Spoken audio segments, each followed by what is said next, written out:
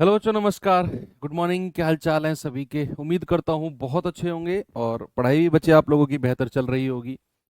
तो चलिए करते हैं शुरू अपनी क्लास और कुछ मिसलेनियस क्वेश्चंस। और उससे पहले एक दो तीन चार सवाल और आपके बचे हुए हैं। तो क्लास ज़्यादा लंबी नहीं होगी आपकी। मुश्किल से मुश्किल 40 45 50 मिनट की क्लास होगी। तो एंड करते हैं क्लास बच्चे और फिर अपना नया चैप्टर कल से हम शुरू करेंगे, जिसका नाम है मिक्सचर एंड एलिगेशन, है ना। मिश्रण जो चैप्टर है हमारा, रेशियो एंड प्रोपोर्शन के बाद दो चैप्टर हैं जो उसके साथ पढ़े जाते हैं, मिक्सचर एलिगेशन और आपका पार्टनरशिप। तो दोनों चैप्टर मैंने आपके रोके हुए थे क्योंकि सबसे पहले मैं उनको चैप्टर्स को ले रहा था जिनमें से क्वेश्चंस जो हैं वो 100% बनते ही बनते हैं। अब उन चैप्टर्स को हम कर रहे हैं धीरे धीरे, तो बीच में इन दोनों को करके और फिर अपना जो SICI है उस चैप्टर को शुरू करेंगे। ओके, चलिए। हाँ, वो सैटरडे को आपकी पूरी क्लास नहीं हो पाई थी ना भाई, इसी वजह से क्लास आज थोड़ी सी करनी पड़ी है। एनीवे, कल शुरू कर देंगे, डोंट वरी।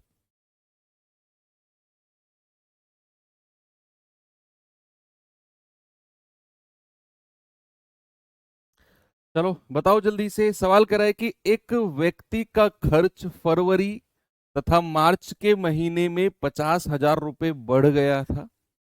यदि जनवरी में उसका खर्चा 50,000 रुपये था, तो उसका जनवरी से मार्च तक का औसत खर्चा क्या होगा? कोई बता पाएगा मुझे?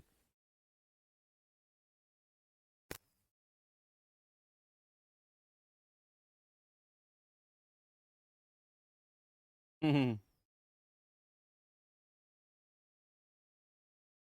देखो, कह रहा है कि सवाल में थोड़ा सा समझने का फेर है। वो कह रहा है कि एक व्यक्ति है, अपना खर्चा फरवरी तथा मार्च के महीने में 50,000 रुपये बढ़ गया है उसका। यानी कि जो फरवरी में खर्चा है वो नहीं, जो जनवरी में खर्चा है वो 50,000 बढ़ के फरवरी में हो गया। जो फरवरी में खर्चा है वो 50,000 बढ़ के मार्च में हो गया। ऐसा सवाल कह रहा है कि फरवरी और मार्च के महीने में 50,000 रुपये बढ़ गया है। यदि जनवरी में खर्चा 50,000 है तो जनवरी से मार्च तक का एवरेज बताओ। अच्छा, एक बात बताओ, जनवरी में खर्चा कितना है? आप कहेंगे सर जनवरी में खर्चा है 50,000। अगर मैं फरवरी में खर्चा पूछूं, सवाल कर रहा है कि फरवरी और मार्च में 50,000 रुपये बढ़ जाता है, तो फरवरी में ये 50,000 बढ़ के कितना हो जाएगा? 50,000 बढ़ के 1 लाख हो जाएगा। अगर मैं मार्च में आपसे पूछूं कि मार्च में कितना खर्चा होगा, ये 1 लाख फिर 50,000 बढ़ के कितना हो जाएगा? ये 1.5 लाख हो जाएगा। ठीक है। इन तीनों का हमें एवरेज बताना है। सवाल का लैंग्वेज का खेल था, बाकी तो कुछ है नहीं। सारा खेल लैंग्वेज का था बस, है ना। आप यहां एवरेज निकालेंगे भाई, कितना होगा बता दीजिए जरा। 1.5 और 1.5 3 लाख हो गया। 3 लाख बटे भाई सबका योग आपने किया, कितना आ गया? 3 लाख बटा 3। तो कितना आ गया? आप कहेंगे सर 2 और 1 3, 1 लाख रुपया।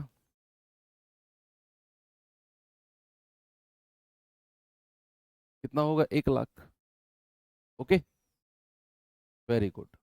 आगे बढ़े, अगले सवाल पे चलते हैं। ये सवाल बताओ जरा।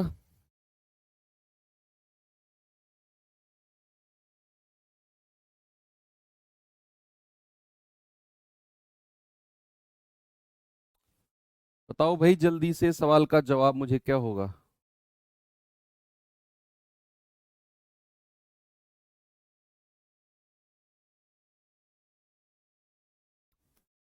सभी लोगों का आंसर मिलना चाहिए।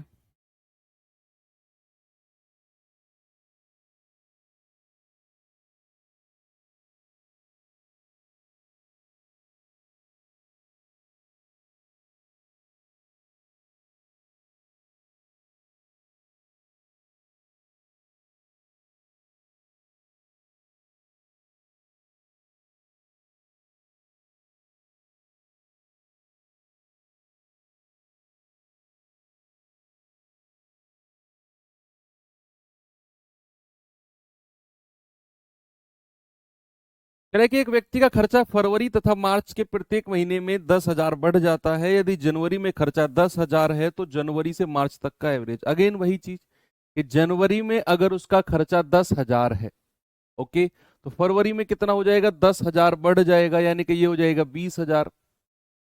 मार्च में क्या होगा, ये फरवरी वाला फिर 10,000 बढ़ जाएगा, कितना हो जाएगा, 30,000 हो जाएगा कि नहीं। तो यहां पर आप इन सभी का योग निकालेंगे जनवरी से मार्च तक, ये आएगा 60,000। और एवरेज कितना हो जाएगा, एवरेज हो जाएगा 60,000 बटा 3। आप कहेंगे सर ये होगा 20,000।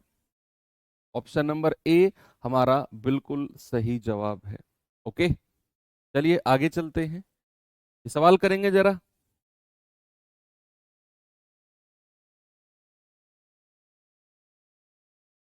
नहीं, ये चैप्टर आपका बच्चे सैटरडे में ही खत्म होना था 9 क्लास में। आ, हाँ, 9 क्लास में भी अगर मैं कहूँ तो 1-2 क्लास एक्स्ट्रा गई हैं। वैसे तो ये चैप्टर आपका 7 क्लास या 8 क्लास मैक्सिमम है, 1-2 क्लास आपकी आ, चलो कोई नहीं, कुछ एक्स्ट्रा ही सीखा है अगर गई हैं तो। एक परिवार का वर्ष के पहले 4 महीने में औसत मासिक खर्चा 4500 रुपये है और अगले 8 महीने में 4800 रुपये है।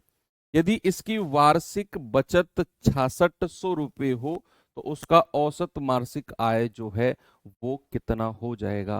बच्चे आप जानते हैं कि अगर मैं आपसे आय यानी कि इनकम के बारे में पूछता हूं तो भैया आय का मतलब होता है खर्च प्लस बचत, खर्च प्लस बचत।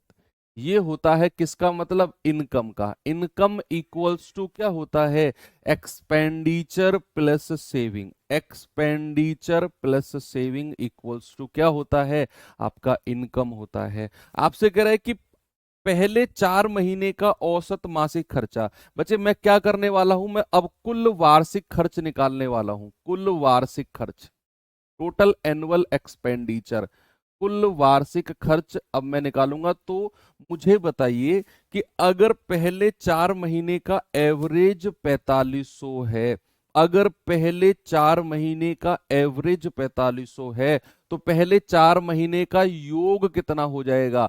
आप कहेंगे 4 गुणा 4500 यानी कि 00 और 180, यानी कि पहले 4 महीने का जो सम है वो हो जाएगा 18,000 खर्चे का सम।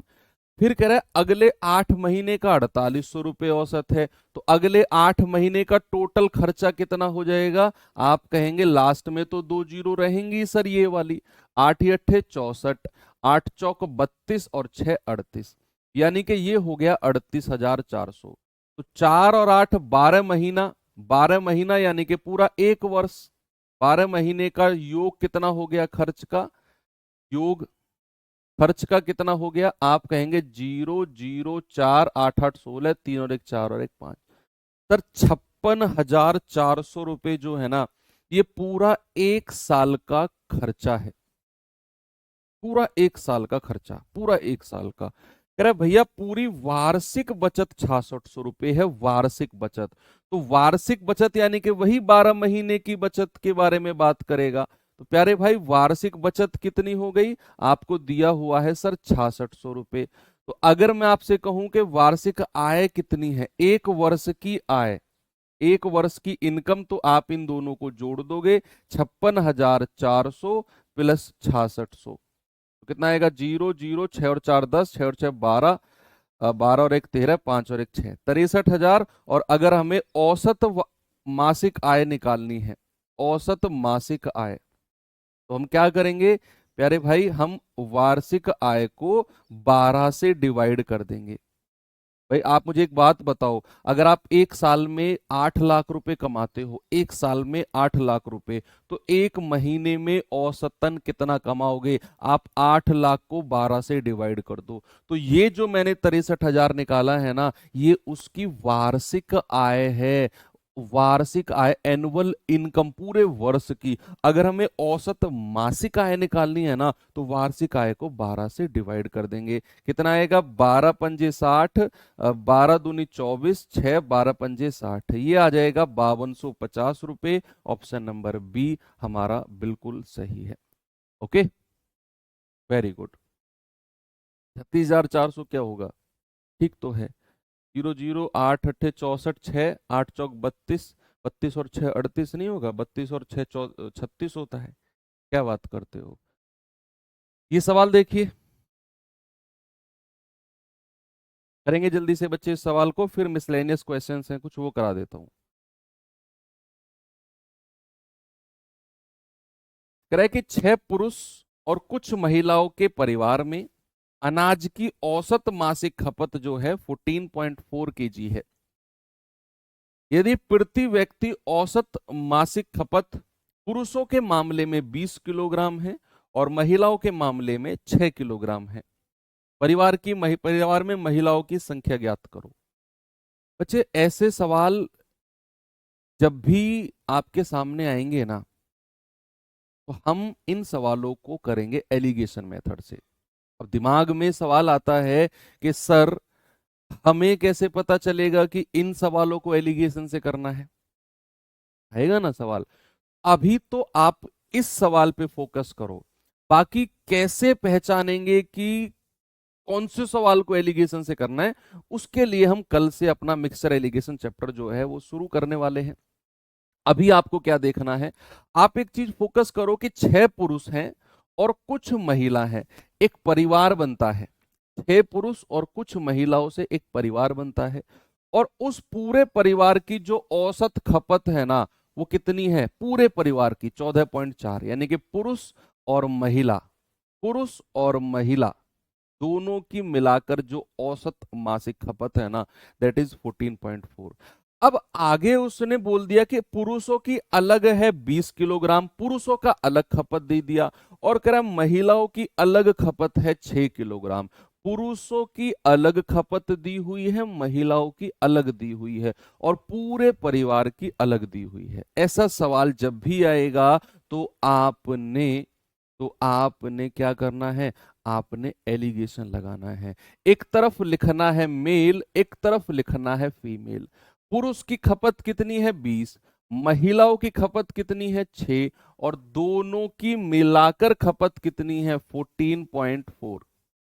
आपने क्या करना है? बड़े में से छोटा घटाना है। 14.4 में से 6 गया 8.4, और 20 में से 14.4 गया तो 5.6। ठीक है, आप इसका रेशियो ले लो, 28 दूनी 56, 28 तिया 84। ये जो रेशियो बना है ना बच्चे, ये संख्या का यानी कि नंबर का रेशियो बना है। मतलब कि अगर पुरुषों की संख्या 3 यूनिट है तो महिलाओं की संख्या कितनी है? महिलाओं की संख्या है 2 यूनिट।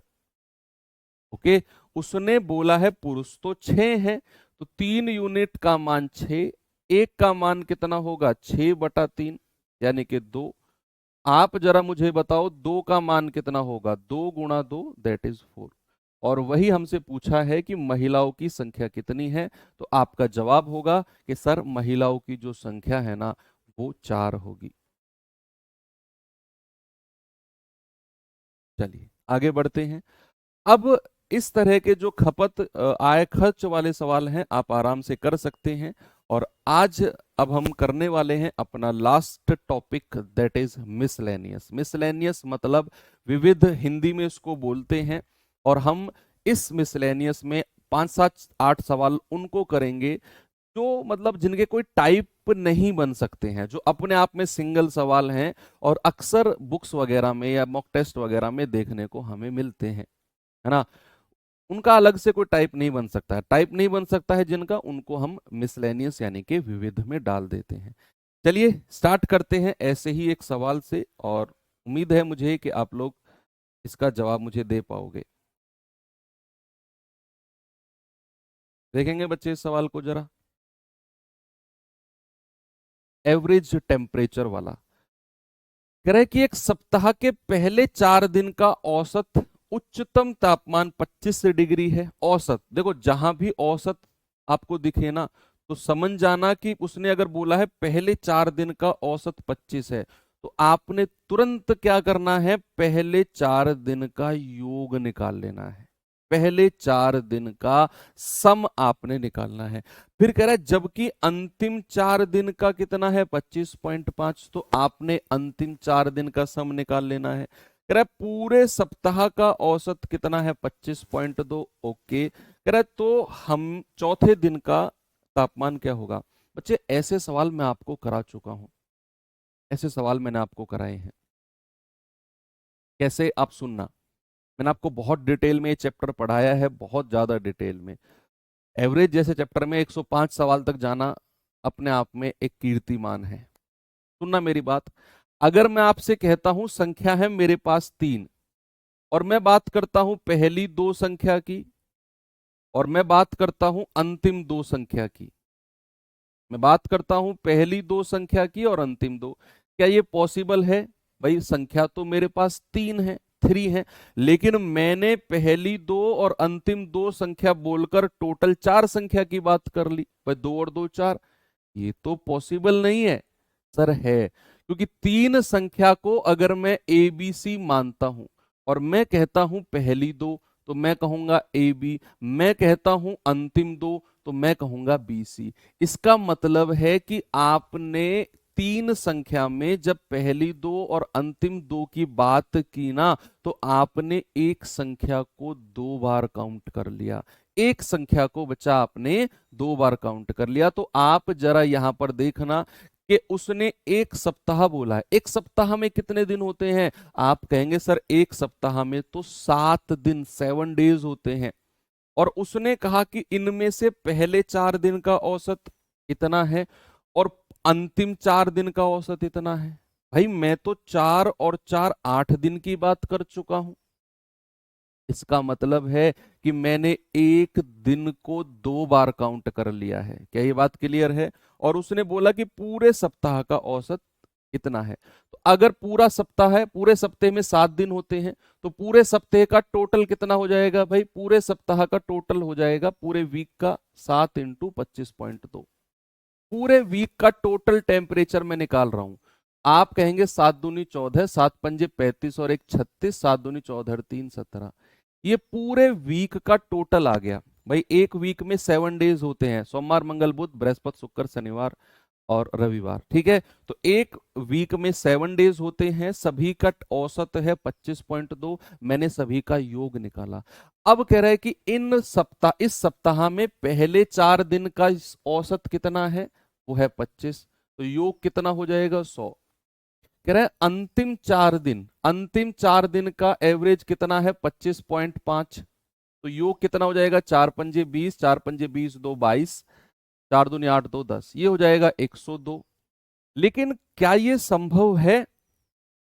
आप मुझे बताओ बच्चे, क्या ये संभव है? इज दिस पॉसिबल कि संख्या दिन तो मेरे पास 7 है, लेकिन मैं तो 4 और 4 8 दिन की बात कर चुका हूं। 8 दिन का योग कितना हो जाएगा?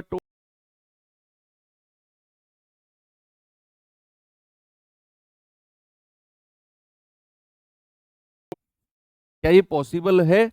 यस सर, बिल्कुल पॉसिबल है, बिल्कुल पॉसिबल है, क्योंकि हमारे पास 7 दिन थे, लेकिन हम तो 4 और 4 8 दिन की बात कर चुके हैं। सर एक दिन को 2 बार काउंट कर लिया, एक दिन को 2 बार। ये टाइप में अलग से आपको करा चुका हूं, क्योंकि मिसलेनियस में मोस्टली वही सवाल है जो मैं आपको करा चुका हूं। बट ये सवाल किसी ना किसी टाइप में एडजस्ट नहीं हो पाए। तरीके सारे मैं करा चुका हूं। मिसलेनियस का मतलब ये मत सोचना कि अब कोई नया टाइप है, नहीं, सब वही है जो मैं आपको ऑलरेडी करा चुका हूं। तो करा चौथे दिन का तापमान, चौथा दिन यानी कि जो जो आपको 2 बार काउंट कर लिया है।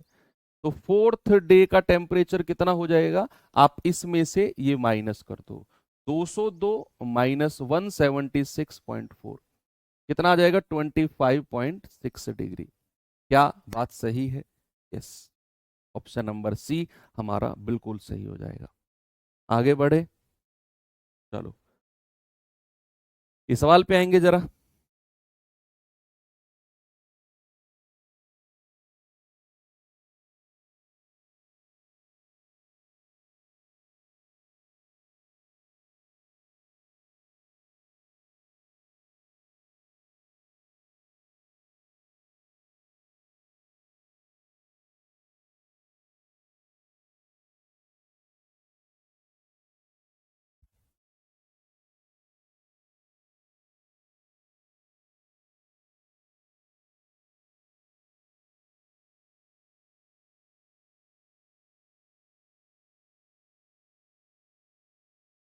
बताओ भाई जल्दी से मुझे इसका जवाब।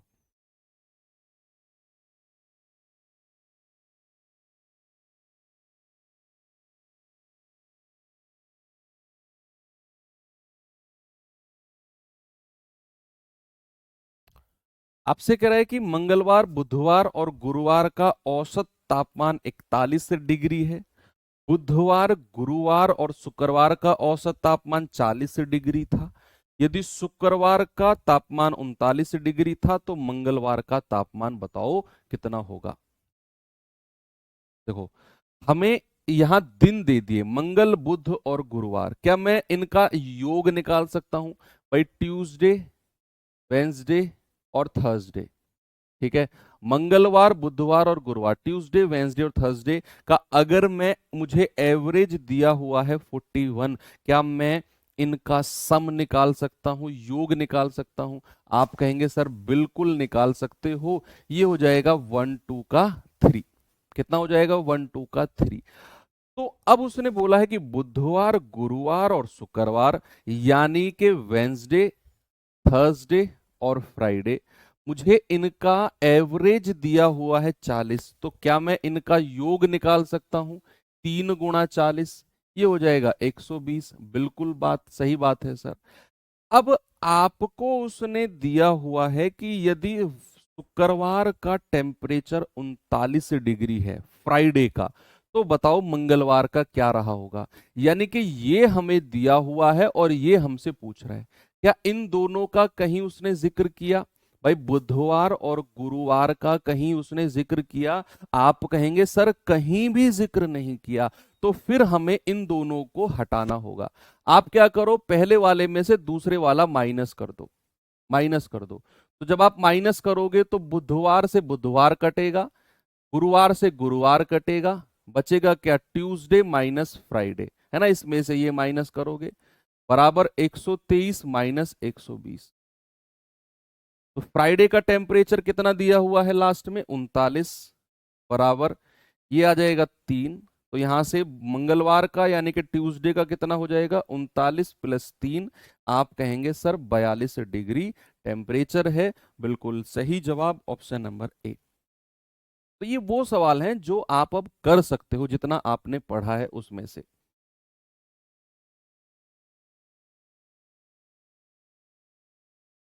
ये सवाल करेंगे जरा।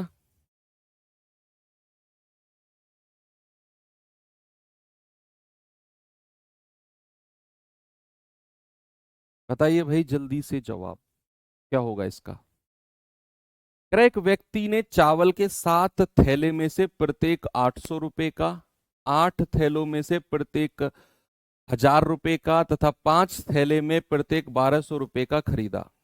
ओके, तो बताइए चावल के एक थैले की औसत कीमत। बड़ा सिंपल है, बड़ा ही ज्यादा सिंपल सवाल है। कह रहा है 7 थैले में से प्रत्येक को उसने खरीदा है 800 रुपए में।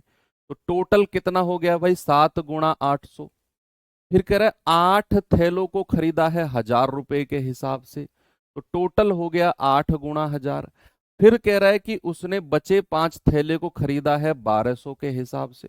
टोटल हो गया ये 8 सत्ते 5600, ये हो जाएगा 8000, ये हो जाएगा 12 पंजे 60, यानी कि 6000। आप जोड़ना जरा, 0 0 6 8 और 6 14, 14 और 5 19, यानी कि 19,600। ये हो गया सभी का सम। क्या हो गया? सभी का सम हो गया। हमें बताना है सभी का एवरेज।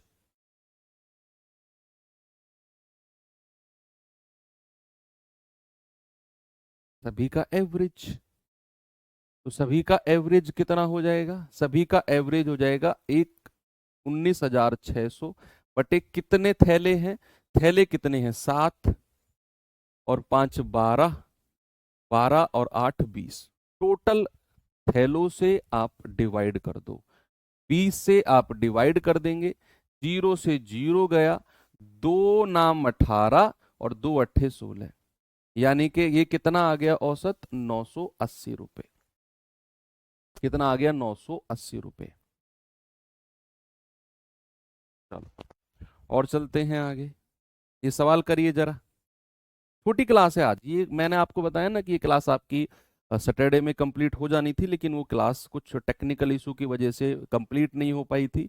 इसी वजह से आज ये मंडे में करनी पड़ रही है ना। अभी मैं आपको बता दूं बच्चे कि आपका कल से जो चैप्टर शुरू होगा वो होगा आपका mixture and allegation. Mixture and allegation, मिश्रण। ठीक है, छोटा सा चैप्टर है। टारगेट है इस वीक में हम अपना मिक्सचर एलिगेशन कंप्लीट कर देंगे और पार्टनरशिप कंप्लीट कर देंगे। पार्टनरशिप कंप्लीट कर देंगे, ठीक है। साझेदारी और मिक्सचर एलिगेशन दोनों के दोनों चैप्टर हम इसी वीक में अपने एंड कर रहे होंगे। हो सकता है कि सैटरडे में अपना कोई नया चैप्टर, या हो सकता है कि संडे में भी आपकी मैं स्पेशल क्लास लगा दूं, अगर आप लोग परमिशन दोगे तो, है ना। संडे में 2-1 घंटे की एक्स्ट्रा क्लास लगाकर हम लोग अपना जो सिंपल इंटरेस्ट चैप्टर है उसे काफी हद तक पढ़ लेंगे। नहीं तो फिर आप मना करोगे तो फिर मंडे से ही पढ़ेंगे। वो तो अभी काफी दिन है, बाद में देखेंगे। ये सवाल करिए।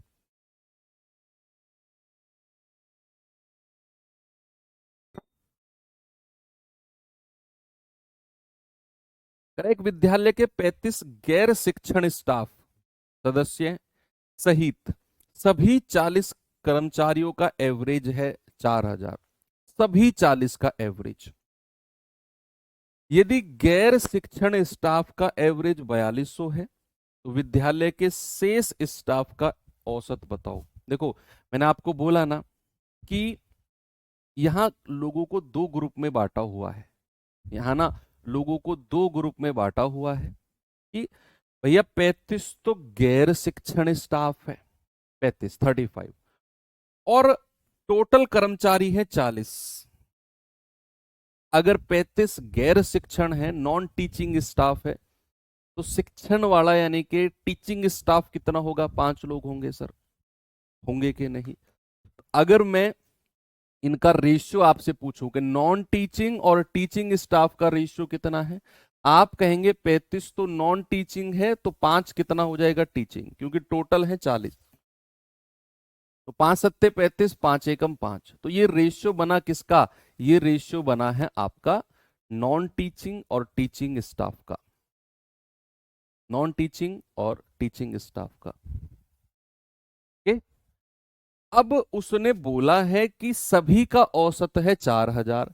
कह रहा है गैर शिक्षण का औसत 4200 है, यानी कि नॉन टीचिंग का एवरेज कितना है? 4200। और आपसे टीचिंग का एवरेज पूछा है, और सभी का एवरेज कितना दे रखा है? 4,000। उसको हम सेंटर में रखेंगे। बड़ी संख्या में से छोटी घटाने से पहले नीचे संख्या का रेशियो जरूर लिख लो। कितना है? 7:1। अब आप क्या करेंगे? बड़ी संख्या में से छोटी घटाओ। 4200 में से 4,000 गया तो आप कहेंगे 2,000। बच्चे, एक यूनिट का मान, जो नीचे का एक यूनिट है ना, इसकी वैल्यू कितनी है? 2,000। तो 7 यूनिट का मान कितना होगा? 7 गुणा 2,000। तो ये कितना आ जाएगा? 14,000। आप मुझे एक बात बताओ, 4,000 से एक तो बड़ा है। अगर 4,000 से एक बड़ा है तो ये वाला 4,000 से छोटा होना चाहिए। ये एलिगेशन की प्रॉपर्टी होती है कि सेंटर वाली संख्या से एक तो बड़ी होनी चाहिए तो दूसरी छोटी होगी। अगर ये छोटी है ना, तो फिर आपने 4,000 में से घटाना है कितना? जो आपका यहां 14,000 आया है, इसको आप माइनस कर दो। ये कितना आ जाएगा बच्चे? ये आ जाएगा 2600। 4,000 में से 14,000, क्या कर दिया हमने? अरे सॉरी, ये 200 है। कहाँ कहाँ कहाँ? 200 है, 200, 1400। ठीक है, तो फिर आपने 1400 माइनस करना है, ये आएगा 2600। ओके, ठीक है। Option number B. चलो एक और सवाल देख लेते हैं। इस सवाल को और कर लीजिए बच्चे।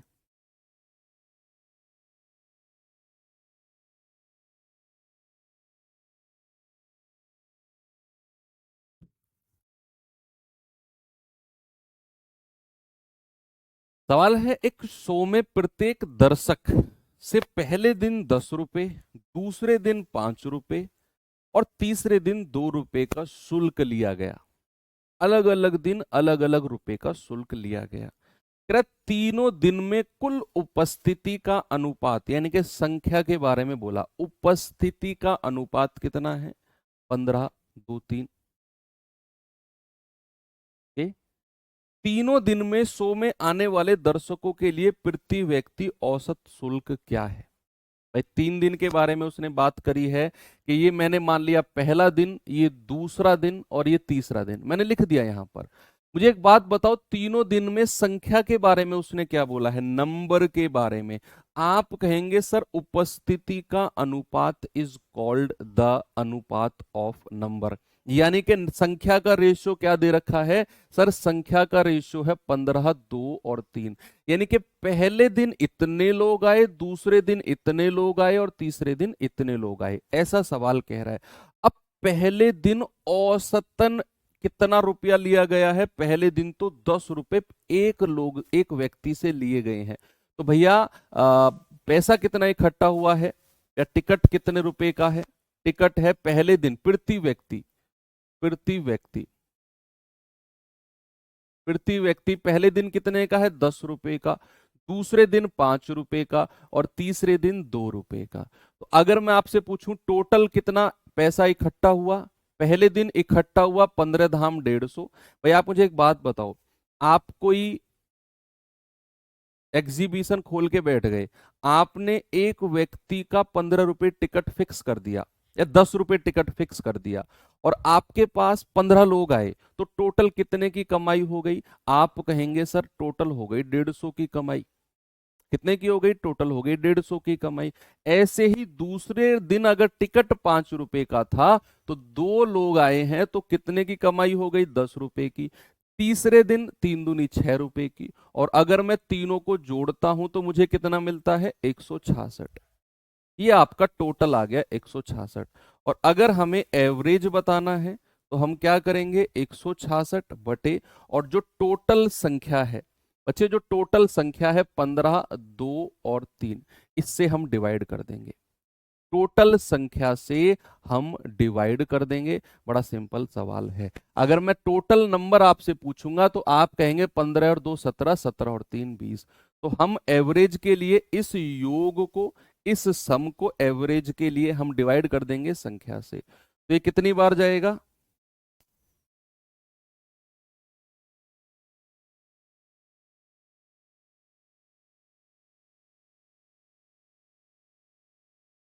ये तो ज्यादा बार जा रहा है ना?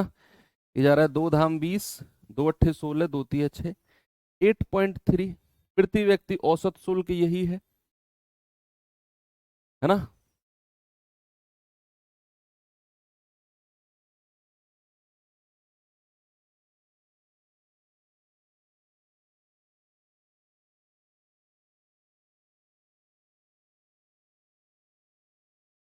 ओके।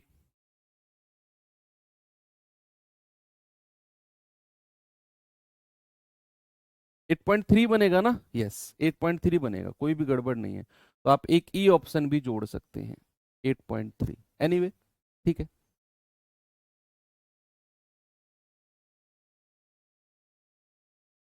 चलो एक सवाल और देखते हैं, एक सवाल देखते हैं। देखते क्या है कि अब मैं आपको दे ही देता हूं, है ना? ये सवाल दे देता हूं आपको। तो क्लास आज की इतनी ही है, क्योंकि बच्चे ये आपकी बैकलॉग था सैटरडे का, ऐसा कुछ नहीं है कि नई क्लास थी। आज सैटरडे वाला बैकलॉग ही है जो क्लियर करना है, करना था। संडे को मैं आपको डिस्टर्ब नहीं करना चाहता था, ताकि आप लोग ऐसे जले भुने से आओ कि यार संडे को भी क्लास कराते रहते हैं, ये है वो है, पूरे हफ्ते पढ़ते रहो, इन्हीं की शक्ल देखते रहो पूरे हफ्ते, एक दिन तो हमारे लिए नहीं छोड़ते। मतलब ऐसा आप ना मन में बड़बड़ाओ, इसीलिए मैंने कल आपकी जो क्लास है वो नहीं कराई थी, इसी रीजन से, है ना? तो चलिए इस वीक में कल हम लोग अपना शुरू करेंगे बच्चे, अपना चैप्टर कौन सा? Mixture and allegation. सभी लोग तैयार होके आएंगे, एक नया चैप्टर है, और उसके लिए आपको क्या करना है? आपको जो रेशियो एंड प्रोपोर्शन है ना, रेशियो एंड प्रोपोर्शन, उसका रिवीजन करके आना है। अनुपात समानुपात का, ये मत कहना कि सर हमने बहुत दिन पहले पढ़ा था अब भूल गए, क्योंकि मिक्सचर एलिगेशन में बहुत सारे कॉन्सेप्ट हम रेशियो वाले ही लगाने वाले हैं, है ना। अगर आप रेशियो चैप्टर पढ़ के आओगे ना तो आपके लिए बच्चों वाला चैप्टर हो जाएगा, बच्चों वाला मिक्सचर एलिगेशन, कुछ भी आपको नहीं लगेगा। लेकिन अगर आप रेशियो नहीं पढ़ के आओगे, रिवीजन नहीं करके आओगे, तो आपको ऐसा लगेगा कि यार ये चीज का पढ़ी तो थी, पता नहीं कहाँ से आ गई, है ना। तो चलिए, सिलेबस हो जाएगा जल्द। सिलेबस आयर आप आपको सिलेबस एग्जाम में ये लिखाएगा कि सिलेबस कितने दिन में कंप्लीट किया तुमने, ऐसा लिख क्वेश्चन आएगा क्या कि बताओ जिसने जल्दी सिलेबस किया होगा उसका सिलेक्शन है। तो एग्जाम में आएगा सवाल, भाई सवाल पे फोकस करो। जो लोग सिलेबस पे फोकस करते हैं वो काम निपटाते हैं अपना। काम निपटाने से एग्जामिनर आपको सिलेक्शन नहीं दे देगा, या बोर्ड आपको सिलेक्शन नहीं दे देगा। बोर्ड सिलेक्शन देगा जब आप पूरी तरह तैयार हो जाओगे, चाहे सिलेबस जल्दी खत्म कर रहे हो चाहे सिलेबस लेट खत्म कर रहे हो। जब आप पूरी तरह तैयार हो जाओगे तभी सिलेक्शन मिलेगा। अब सिलेबस चाहे मुझसे 10 दिन में कंप्लीट करा लो, चाहे आप थोड़ा सा और दिन लगवा लो, आपकी मर्जी है। ये दिल को शांति देने वाली बात होती है कि सिलेबस जल्दी कंप्लीट हो गया तो हमारा काम हो गया। अब अगर हमारा सिलेक्शन हो गया तो अच्छी बात है, और हमारा सिलेक्शन नहीं हुआ तो भैया हम अपने ऊपर ब्लेम नहीं लेंगे, हमने तो पूरी मेहनत करी थी। ये उन लोगों की थिंकिंग होती है जो सिलेबस कंप्लीट करते हैं, कि कम से कम सिलेक्शन नहीं हुआ तो हम अपने आप से या लोगों से ये तो कह देंगे कि यार हमने तो पूरी तैयारी करी थी, सारे चैप्टर्स पढ़े थे, सब कुछ पढ़ा था, फिर भी नहीं हुआ। ऐसा नहीं करना है ना। सिलेबस तो मेरी टेंशन है, आप क्यों टेंशन ले रहे हो? आपकी टेंशन है, जो मैं आपको टेंशन दे रहा हूं बस वो आपकी टेंशन होनी चाहिए। बाकी सिलेबस कब होगा, कितना होगा, कैसे कैसे होगा, वो मेरी टेंशन है। आप उसके बारे में क्यों परेशान हो रहे हो, है ना। तो चलिए ठीक है, आप इसका रिवीजन करिए। ये कुछ सवाल बचे हुए थे, बाकी अब मिलेंगे अपने कल की क्लास में एक नए चैप्टर, नई एनर्जी के साथ। थैंक यू, बाय बाय, जय हिंद।